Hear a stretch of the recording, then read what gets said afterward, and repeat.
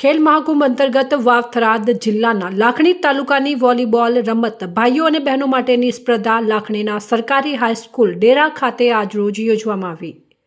ગુજરાત સરકાર દ્વારા સમગ્ર ગુજરાતમાં રમતગમત ક્ષેત્રે આજના યુવાનોમાં પડેલી સુસુપ્ત શક્તિઓને ખીલવવા વિવિધ પ્રકારની હરીફાઈઓનું આયોજન કરવામાં આવે છે।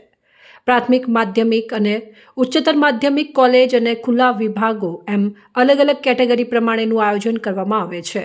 વિવિધ રમતો થકી આજે વોલીબોલ રમત તાલુકા કક્ષાની બહેનો માટેની હરીફાઈ લાખણીના ડેરા ગામે યોજવામાં આવી હતી।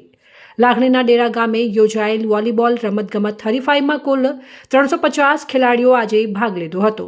આ વોલીબોલ રમતની શરૂઆત ડેરા ગામના ડેપ્યુટી સરપંચ દ્વારા સિક્કો ઉછાળીને શરૂ કરવામાં આવી હતી, જેમાં 350 જેટલા ખેલાડીઓએ ભાગ લઈને એમનું કૌશલ્ય દેખાડ્યું હતું।